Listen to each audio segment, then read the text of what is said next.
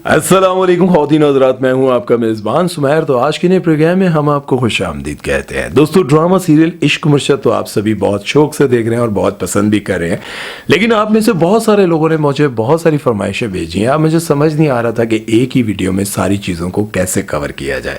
सबसे पहले तो लोग मुझसे ये जानना चाह रहे थे कि बिलाल अब्बास क्या किसी हीरो के बेटे हैं या फिर किसी और डायरेक्टर प्रोड्यूसर के बेटे हैं, इनको इंडस्ट्री में काम कैसे मिला और ये किस तरह से इंडस्ट्री में आए। तो आप जानेंगे तो काफ़ी हैरान हो जाएंगे और थोड़े बहुत सैड भी हो जाएंगे, लेकिन मैं तो सैड होने नहीं देना।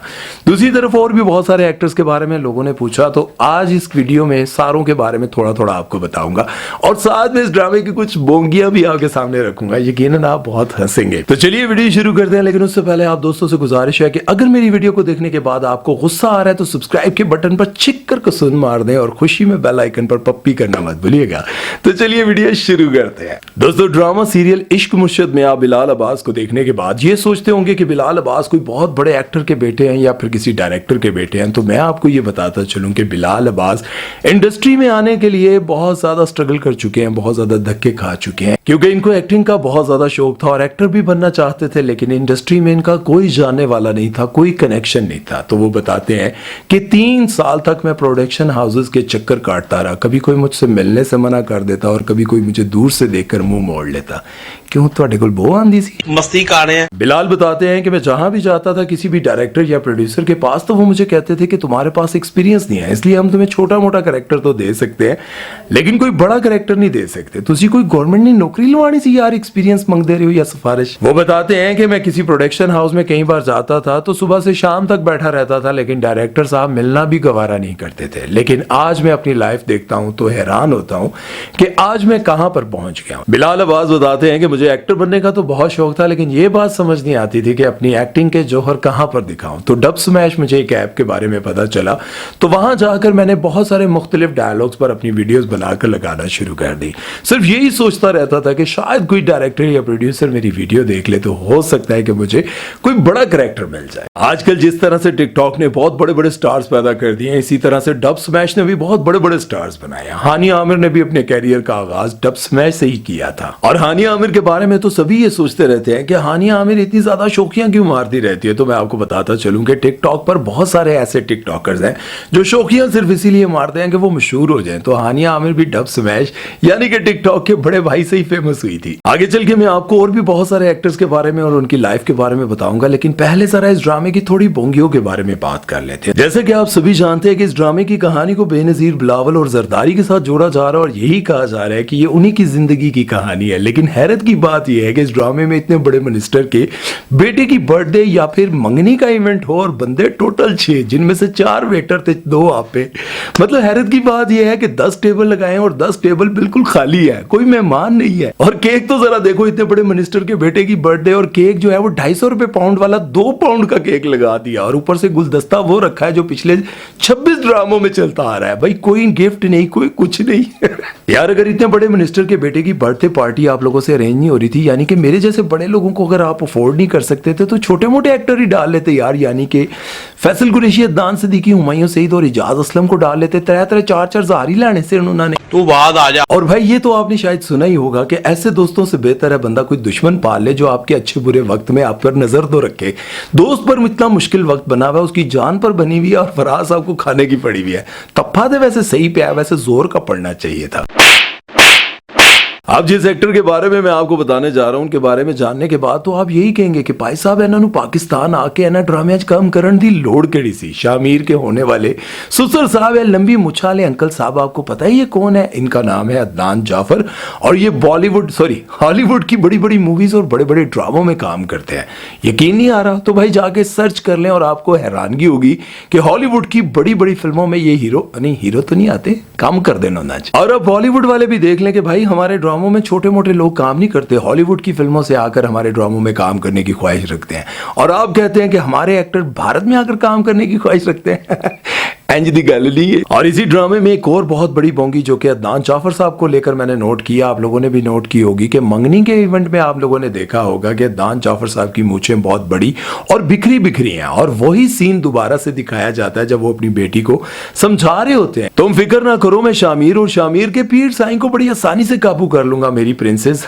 ये फेसबुक वाली प्रिंसेस तो नहीं। बहरहाल यहाँ पर आप उनकी मूछों को नोट करें और बर्थडे पार्टी पर आप उनकी मूछों को नोट करें तो समझ से बाहर है कि ऊपर से नीचे आने तक उनकी मूछों को आखिर किसने तराशा, नाई ना लेके फिर रहे सर। और शायद आप लोगों ने एक और बहुत बड़ी गलती और बोंगी नोट नहीं की है कि इतने बड़े मिनिस्टर का बेटा जो कि हमेशा से लंदन में रहा और ये सारी लंदन में पले बड़े हैं और उधर ही इन्होंने जिंदगी गुजारी है, लेकिन उनके पास लंदन में किसी और का नंबर ही नहीं है। शामिर का नंबर बंद हो तो पाकिस्तान में फराज को फोन किया जाता है, शामिर का नंबर नहीं मिल रहा। हद है यार। कहानी भी जरदारी और बिलावल की दिखाई जा रही है और वहां पर ना उसके साथ कोई सिक्योरिटी वाला और ना ही कोई दोस्त, ना कोई अपना, ना कोई मुलाजिम। भाई नंबर है तो सिर्फ शामिर का, इनसे अच्छे तो हम लोग हैं जो गली मोहल्ले में रहते हैं। साडा नंबर ना मिल रहा होवे तो ਅਸੀਂ ਦੂਜਿਆਂ ਨੂੰ ਫੋਨ ਕਰਕੇ ਕਹਿੰਦੇ ਆ ਜਾ ਸਾਡੇ ਘਰ ਦਾ दरवाजा खटखटा, पता कर अंदर जिंदे न मर गए, मैं गरीब हूँ। अच्छा, आप लोगों ने भी शायद ये बात नोट की होगी, इस ड्रामे में शामिर के जो वालिद का किरदार अदा कर रहे हैं उमैर राना, इनको पता नहीं क्यों बाप का किरदार दे दिया जाता, हालांकि उनकी उम्र 40-42 साल है और शामिर यानी कि बिलाल अब्बास की जो उम्र है वो 30-32 साल है। इतना ज्यादा फर्क नहीं है, सिर्फ उन्होंने चिट्टे वाला दी वजह तो उनके साथ ये किया जाता है। और इसी ड्रामे में जो शिवरा की वालदा का किरदार अदा करी और ड्रामे में उनको हिटलर का खिताब भी मिलता रहता है, सलमा हसन, उनकी जिंदगी के बारे में भी अगर आपको बताऊं तो आज से चंद साल पहले वो भी हीरोइन के रूप में दिखाई देती थी, लेकिन फिर उनकी जिंदगी में कुछ ऐसा हुआ कि उन्होंने शोबिज इंडस्ट्री को भी छोड़ दिया था, खैरबाद कह दिया था, और उनकी जिंदगी में कुछ ऐसा दर्दनाक हुआ है जिसके बारे में आप जानकर यकीनन दुखी होंगे। उन्होंने अपनी जिंदगी में एक ऐसे इंसान को पसंद किया जिसके साथ वो काम किया करती थी और बहुत सारे ड्रामों को इकट्ठे मिलकर ये प्रोड्यूस भी किया करते थे, डायरेक्ट भी किया करते थे। ये एक्टर डायरेक्टर असफर अली से बहुत ज्यादा मोहब्बत करती थी और शादी के बाद इनको लगा कि मुझे अब थोड़ा घर पर ध्यान देना चाहिए, मुझे थोड़े अरसे के लिए ब्रेक ले लेनी चाहिए। लेकिन जब इन्होंने ब्रेक ली तो असफर अली की जिंदगी में एक और लड़की आ गई जिनका नाम था नवीन। हम सफर ड्रामे में जो विलन का किरदार अदा कर रही थी नवीन वकार उनकी जिंदगी में आई और असफर को उनसे मोहब्बत होगी, लेकिन उन्होंने अपनी वाइफ को ये नहीं बताया कि मेरी जिंदगी में कोई और आ चुकी है। लेकिन जब सलमा हसन को यह बात पता चली तो फिर उन्होंने अपनी जिंदगी में यह बहुत बड़ा फैसला किया कि उन्होंने असफर जिससे वो बहुत ज्यादा मोहब्बत करती थी अपने रास्ते अलग कर लिए और फिर काफी अरसे के बाद उन्होंने इंडस्ट्री में वापस आना चाहा उसी तरह से। लेकिन जाहिर है आप लोगों को पता है कि यहाँ पर लड़कियों के लिए बहुत कम एज में हीरोइन का किरदार मिल सकता है, लेकिन जैसे ही कोई इस इंडस्ट्री से आउट होता है और आउट होने के बाद दोबारा से इन होना चाहता है तो उसको वो किरदार नहीं मिलते जो पहले मिला करते थे। और ये इनकी समझदारी थी, इन्होंने एक्सेप्ट कर लिया कि या मैं माँ के किरदार में आऊंगी या भाभी के किरदार में आऊंगी। तब से लेकर अब तक इन्होंने बेशुमार ड्रामों में काम किया है। वैसे अगर मीरा जी भी मान ले कि वो अब 30s के अंडर नहीं है तो उनको भी बहुत सारे किरदार मिलने लग जाएंगे, लेकिन वो कहती हैं कि मैं अभी 30s के अंडर हूं, मैं अभी लड़की हूं, औरत नहीं हूं। ए गल मेरी समझ तो बाहर है कि यार किसी टीवी चैनल ते बैठ के इस तरह दी गल्लां करनियां कि मैं अभी औरत नहीं हूं, लड़की हूं, ऐसा की मतलब है यार? आप लोगों ने कमेंट सेक्शन में मुझे जरूर बताना है। और एक और बात आपको बताता चलूं कि बिलाल अब्बास की इश्क मुर्शिद में कामयाबी के बाद बहुत सारे लोग उनके पुराने क्लिप्स निकाल कर सोशल मीडिया पर लगा रहे हैं, तो उनका एक और इंटरव्यू भी लगाया जिसमें वो कह रहे हैं कि मैं लड़कियों से बहुत ज्यादा शर्माता हूं। वैसे थोड़ा है तो फनी क्लिप है, लेकिन चलो, वो कहते हैं कि मैं बहुत ज्यादा शाय हूं, जहां भी मैं कहीं जाता हूं लड़कियां मेरे इर्द गिर्द जमा हो जाती हैं तो मैं बहुत शर्माता हूं, मुझे समझ नहीं आती मैं क्या करूं। अच्छा, तुसी ये वैसे क्लास दे सकते हो कि करो की, लेकिन तुसी कह रहे हो मैं शर्मांदा, कोई नहीं। वो कहते हैं कि मैं लड़कियों से हमेशा दूर रहता हूं और उसी इंटरव्यू के दौरान होस्ट उनकी जानबूझकर एक बहुत बड़ी बेइज्जती करवाता है और उस प्रोग्राम को ऑन एयर भी कर देता है, जिसमें वो कहता है कि आपकी बहुत बड़ी फैन है जो आपसे बात करना चाहती है। तो बिलाल अब्बास को नंबर मिलाकर दिया जाता है और बिलाल कहते हैं ये सोच करके मैं जैसे ही बोलूंगा कि हेलो मैं बिलाल अब्बास बात कर रहा हूं तो वो चौंक जाएगी, चीखें मारने लग जाएगी खुशी से, लेकिन होता कुछ इसके बरक्स है। वो कहते हैं कि हेलो मैं बिलाल बात कर रहा हूं, तो होता क्या है खुद ही आप देख लें। It's me Bilal Abbas, how are you? इतना ठंडा के रिएक्शन दिया यार। नहीं तो फिर आपने पहले इतना ऐसा रिएक्शन क्यों दिया? हाँ हाय बिलाल, जैसे मेरी रोज बात हो रही होती है बिलाल से, घर पे ही होता है आगे पीछे। ये काट देना भाई तुम।